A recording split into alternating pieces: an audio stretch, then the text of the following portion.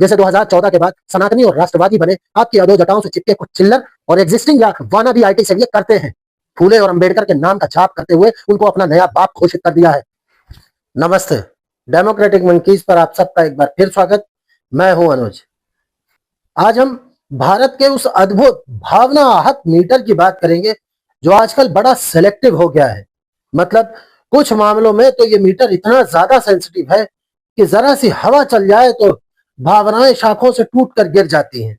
और कुछ मामलों में भाई साहब आप गालियों का बम फोड़ दीजिए, धर्म ग्रंथों की होली जला दीजिए, लेकिन ये मीटर अपनी जगह से टस से मस नहीं होता। आज के इस एपिसोड में हम डिकोड करेंगे उस सेलेक्टिव डिक्टेटरशिप को, उस पॉलिटिकल वॉशिंग मशीन को और उस नए ट्रेंड को जहां पर सवाल पूछने वाला रातों रात सोरोस का एजेंट बन जाता है।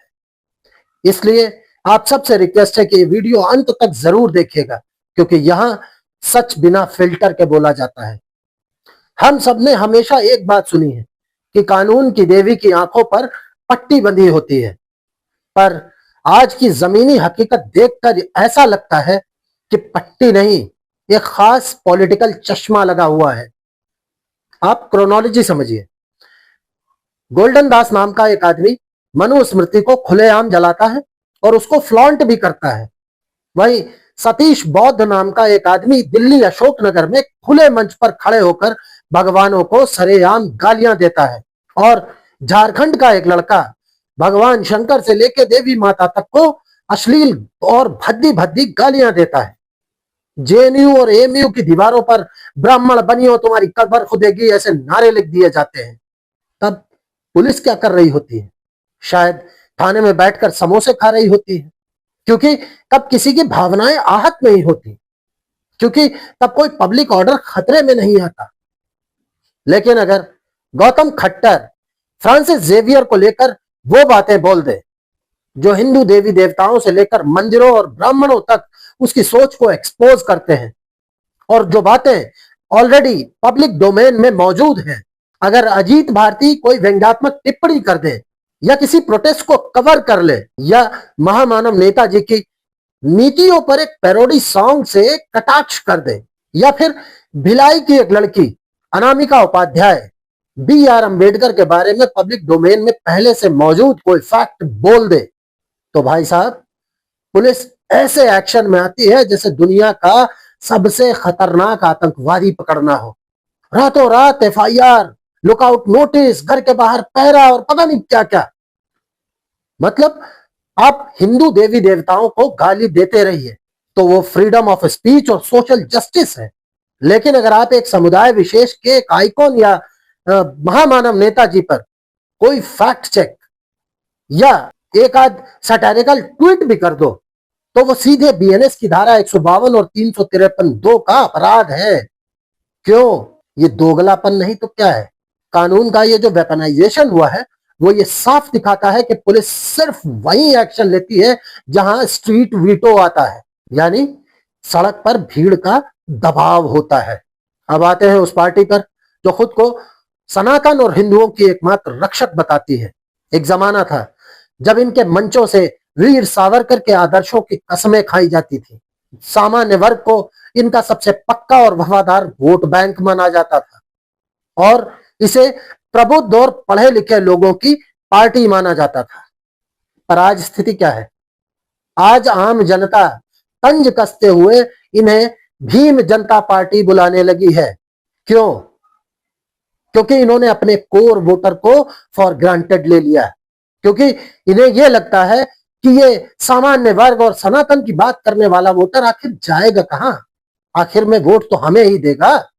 और इनके इसी घमंड के चलते आज जब इनके उसी कोर वोटर के आराध्य देवों का मजाक बनता है, अपमान होता है, तो ये चुप रहते हैं।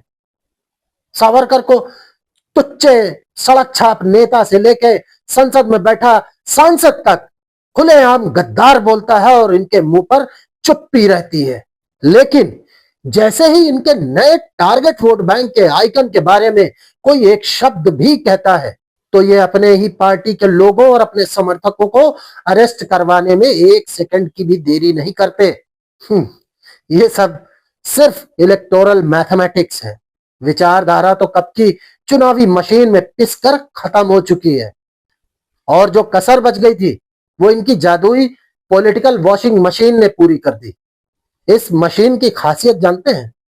इस मशीन में कोई भी वो नेता डालिए जो कल तक सनातन धर्म का मजाक उड़ाता था, रामचरितमानस पर विवादित टिप्पणियां करता था, हिंदू देवी देवताओं को गालियां देता था, और तो और खुद इनकी ही पार्टी को चोरों और गुंडों की पार्टी बताता था, और इनके लिए वो नेता महाभ्रष्ट और राष्ट्रद्रोही हुआ करता था।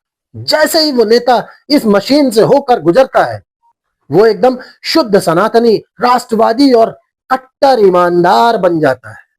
मतलब सत्ता के लिए आप इस कदर भूखे हो कि जो आदमी आपके भगवान को, आपके ईश्वर को, आपके आराध्य को गाली दे सकता है, अगर वो आपको 10,000 वोट दिला दे तो आप उसको अपनी गोद में बैठा लोगे, और फिर आप कहते हैं कि आप धर्म की रक्षा कर रहे हैं। अरे आप तो सिर्फ अपनी कुर्सी की रक्षा कर रहे हैं। जिस वोटर ने आपको इस उम्मीद से सत्ता में बैठाया था कि आप उसके सम्मान की रक्षा करेंगे, आज उसी वोटर को ये वॉशिंग मशीन पॉलिटिक्स चिढ़ा रही है। अब इस खेल की सबसे डार्क थ्योरी पे आते हैं। ये जो सारा रायता फैला है ना, ये जो कोर वोटर को इग्नोर किया जा रहा है, ये क्या सिर्फ बेवकूफी है इनकी? जी नहीं। जमीन पर जो लोग राजनीति को जरा सा भी समझते हैं, उन सबको दिख रहा है कि ये दिल्ली में बैठे चंद रणनीतिकारों का किया धरा है, और इनका सीधा टारगेट कौन है? यूपी और यहाँ के मुख्यमंत्री आदरणीय योगी जी। पैटर्न देखिए, दिल्ली वालों के पास अभी 3 साल का वक्त है। उन्हें लगता है कि 2029 आते आते वो कोई सर्जिकल स्ट्राइक या राष्ट्रवाद का कोई नया कार्ड चलकर वोटर को सब कुछ भूलने पे मजबूर कर देंगे, और जनता इनके सारे पाप भूलकर इनको फिर से वोट करके गद्दी पर बैठा देगी। लेकिन यूपी के चुनाव तो अगले साल है, तो इन सारी घटनाओं का सबसे पहला और सीधा नुकसान अगले साल यूपी चुनाव में योगी जी को झेलना पड़ेगा। और दिल्ली वालों को योगी जी के बढ़ते कद और उनके काम से इतना डर और असुरक्षा महसूस होने लगी है कि वो अंदर ही अंदर उनको कमजोर करने के लिए गेम सेट करने में लगे हुए हैं। लेकिन दिल्ली के रणनीतिकार ये गलतफहमी पाल कर बैठे हैं कि यूपी में योगी जी को कमजोर करके 2029 में वो खुद बच जाएंगे। दिल्ली वाले ये मत भूलिए, ये जनता मूर्ख नहीं है, वो सब कुछ देख रही है, और आपकी ही नहीं, विपक्ष की भी सारी हरकतें जनता के रडार पे हैं। कर्नाटक की कांग्रेस गवर्नमेंट जो रोहित वेमुला एक्ट लेकर आई है, वो यूजीसी रेगुलेशंस का भी बाप है और डिस्क्रिमिनेशन करने का पक्का हथियार है। जनता वो भी देख रही है, पर कोई कुछ बोल नहीं रहा है, या यूं कहें कि आपके हिसाब से नहीं बोल रहा है। अब आप कहेंगे कि यूजीसी पर तो इतना हो हल्ला किया, तो इस रोहित वेमुला एक्ट पर कोई क्यों नहीं बोल रहा है, क्यों सड़क पे नहीं उतर रहा है? इसलिए क्योंकि जनता आपकी दोगली हरकतों और नीतियों से परेशान हो गई है, और उसने आपके हिसाब से रिएक्ट करना और बोलना छोड़ दिया है। वो हर सही और गलत विषय पर रिएक्ट कर रही है, लिख बोल रही है, पर आपके हिसाब से नहीं, अपने हिसाब से। अब आता है इस पूरी कहानी का सबसे दिलचस्प और सबसे खतरनाक हिस्सा, नैरेटिव कंट्रोल। याद कीजिए, जब यही इंडिपेंडेंट कंटेंट क्रिएटर्स मुख्य धारा के बिकाऊ मीडिया चैनलों के खिलाफ खड़े हुए थे, और जब इन्होंने राष्ट्रवाद और हिंदुत्व का एक तगड़ा नैरेटिव सोशल मीडिया पर बनाया था, तब ये आपके बहुत प्यारे थे, ये योद्धा थे आपके लिए।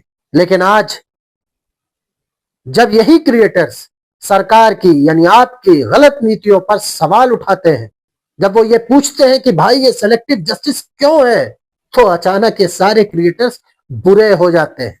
अचानक से आपका आईटी सेल एक्टिवेट हो जाता है, और इन सबको जॉर्ज सोरोस के पेरोल पर बता दिया जाता है। कभी इन्हें कांग्रेस का एजेंट घोषित कर दिया जाता है, कभी सपा का, कभी आपका। क्यों?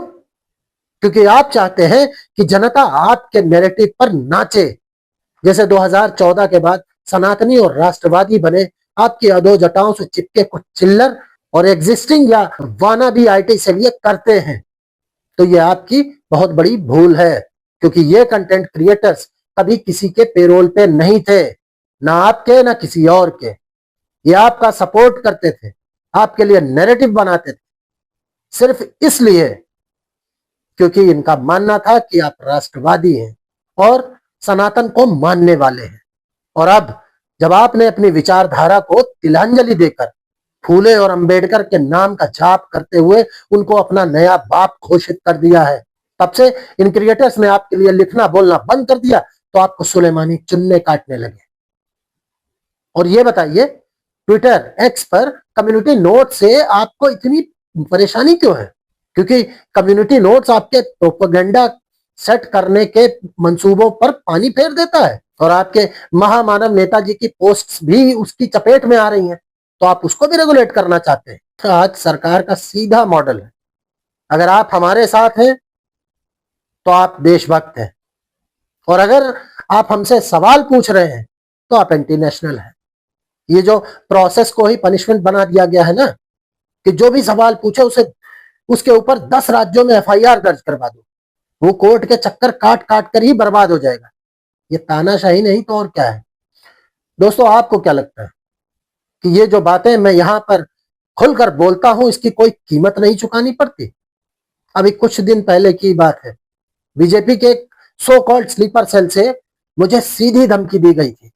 मुझसे कहा गया था कि सरकार की बुराई करके क्या हासिल कर लोगे, सरकार बहुत पावरफुल होती है, जब चाहेगी जहां चाहेगी दबा देगी। सरकार पावरफुल होती है, बिल्कुल होती है, पर वो पावर आती कहां से है? इसी जनता के वोट से,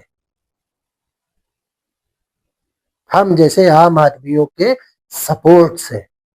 और जब वही अपने उसी वोटर को और सच बोलने वाले नागरिक को कुचलने की धमकी देने लगे, तो समझ लीजिए उनके अहंकार का घड़ा भर चुका है। तो जो लोग ये सोच रहे हैं कि एफआईआर के डर से या पुलिस के नोटिस से या किसी की धमकियों से हमारी आवाज बंद हो जाएगी, तो वो बहुत बड़ी गलतफहमी में हैं। हम ना किसी पार्टी के अंधभक्त हैं और ना ही किसी के पेरोल पर हैं। दोगलापन चाहे लेफ्ट का हो या राइट का, हम सवाल पूछेंगे। अगर आप सनातन के रक्षक होने का दावा करते हैं तो आपको अपने काम से वो साबित करना पड़ेगा। सिर्फ चुनाव के समय राम राम जपने से काम नहीं चलेगा। आप अपने आईटी सेल से हमें एंटी नेशनल घोषित करवा दीजिए, कोई फर्क नहीं पड़ता, क्योंकि अंत में जनता सब देख रही है। और याद रखिएगा, जिस कोर वोटर को आज फॉर ग्रांटेड ले रहे हैं ना, जिस दिन उसने नोटा दबाना शुरू कर दिया या वो निष्क्रिय होकर घर बैठ गया, आपकी ये सारी इलेक्टोरल मैथमेटिक्स धरी की धरी रह जाएगी, भले ही आप किसी को भी अपना बाप बना लें। दोस्तों, अगर आपको भी लगता है कि हमें इन दोहरे मानदंडों के खिलाफ आवाज उठानी चाहिए, तो इस वीडियो को लाइक करिए और हर उस व्यक्ति के साथ शेयर करिए जो इस पॉलिटिकल हिपोक्रेसी का शिकार हुआ है कभी न कभी। और हमारे चैनल डेमोक्रेटिक मंकीज को सब्सक्राइब करिए, क्योंकि हम डरने वाले नहीं हैं। जय हिंद, वंदे मातरम, सत्यमेव जयते।